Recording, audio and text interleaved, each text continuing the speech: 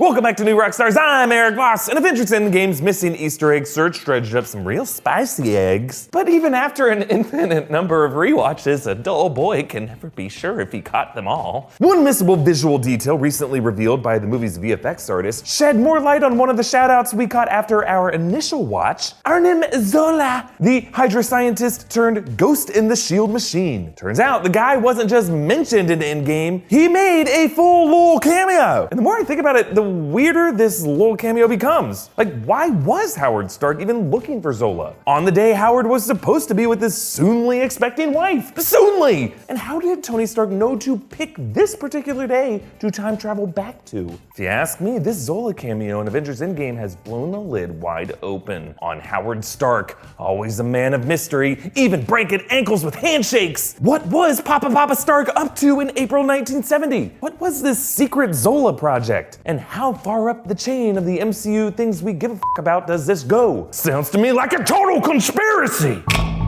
Total conspiracy. Yeah, new thing we're trying here. Maybe I'll do it again, or maybe I'll cave to the hate of all things new and experimental. Okay, let us re-examine the moment in Avengers Endgame when Tony Stark, 2 layers deep into his time heist, sneaks into the base at Camp Lehigh in 1970 in search of the Tesseract in the basement. Arnim, you in there? Arnim?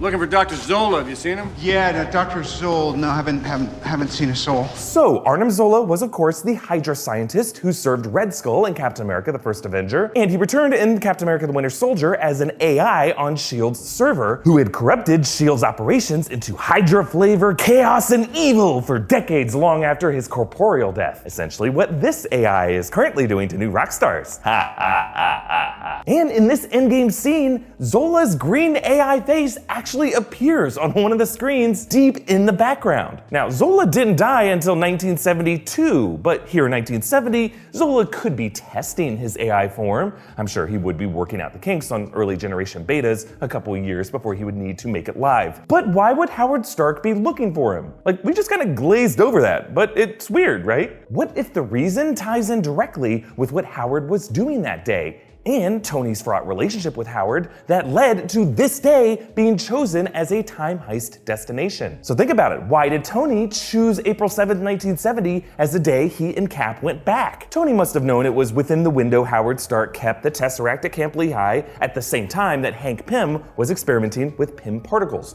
Presumably, Tony learned this information from flipping through Howard's old journals. But when it gives the date to Cap in Endgame, the date seems more deliberate than just like a random day within a window. I know for a fact they were there. Who's they? What are we doing? How I know. 04. 07. 07. Excuse me. 1970. Now, it's likely that Tony chose this day because of its connection to his own history. Tony Stark was born on the firmly established date of May 29th, 1970, at which point thereafter, perhaps his family relocated and it's possible the Tesseract might have been moved. So Tony must have assumed that 7 weeks before his birth would be a safe amount of time before any move would take place. But many of us picked up on another interesting moment between Papa Stark and Papa Stark in the elevator. The flowers and sauerkraut. You got a big date tonight? My wife's expecting. And, too much time at the office. Tony's reaction here is all surprise Pikachu. He's like shook to hear that Maria Stark is expecting. Shook because it's a little awkward to be reminded that your mom is pregnant with you, maybe. But a brilliant mind like Tony's doesn't often forget about or get surprised by eventualities. Like, he chose this date because of its proximity to his birth. The moment he ran into Howard downstairs, he must have known this would come up. So why Pika Tony? Well, maybe because something is off about the timeline of Maria Stark's pregnancy. Like, notice what Tony asks Howard right after this. How far along is she? I don't know. She's at the point where she can't stand the sound of my chewing.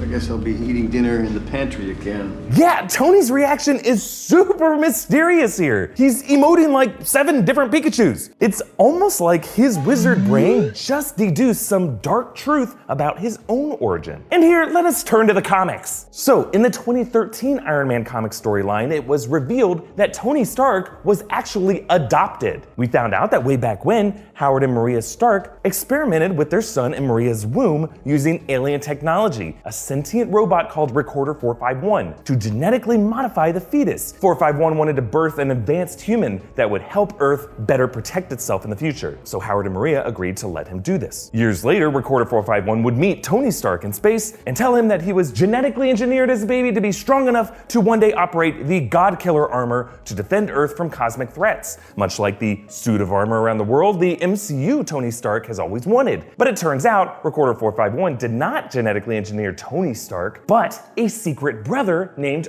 Arno Stark. Maria gave birth to Arno, but some complications I don't have time to get into led to the baby's health collapsing after birth, unbeknownst to Recorder 451, and Howard and Maria hid Arno, who would live on in a life inside an iron lung. It's still iron! Not really. And to cover this up, Howard and Maria adopted a healthy baby boy who became Tony Stark, who lived out Arno's destiny. Eventually in this comic storyline, Tony figures out this conspiracy, finds Arno, and the two end up working together. But back to Endgame, Stark's interesting reaction here. In these brief seconds, could he have unlocked a similar conspiracy? Well, I could see the MCU going in a similar direction, maybe revealing a secret brother or sister to Tony Stark somewhere out there still. But I doubt that Endgame right here intended on us to read this sweet father-son reunion as some kind of implication that Tony Stark is adopted and he has a sick sibling caged away somewhere. At the end of the day, I do think Tony Stark is his father's son. But Total Conspiracy Voss is also broken in several places. If it's a step too far for you to believe that the confusion over Maria Stark's pregnancy timeline means Tony is adopted and his parents gave birth to a secret sibling who's out there somewhere, let's look at Tony Stark himself. What do we know about him? Well, Tony Stark is quite the genetic specimen. He's a genius billionaire playboy philanthropist. He engineered a near perpetual energy arc reactor in a cave from a box of scraps. He cracked time travel, and he has sustained crazy amounts of physical injury. Even from a young age, Howard Stark recognized Tony's brilliance, telling him in a secret film recording, I'm limited by the technology of my time. But one day you'll figure this out.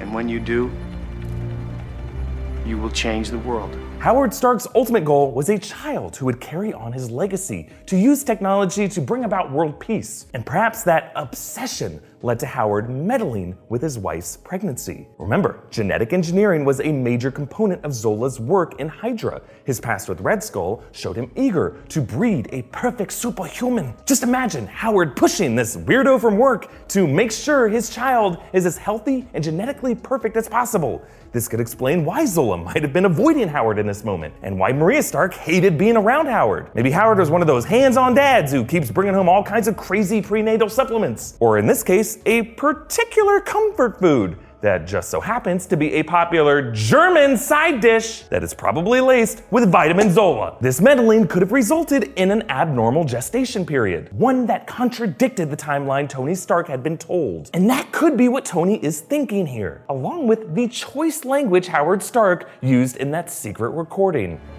My greatest creation is you. Tony Stark once snapped at Captain America, Everything special about you came out of a bottle. maybe everything special about Tony Stark came out of a can of sauerkraut. And that Pika face says it all. His birth was a Total conspiracy.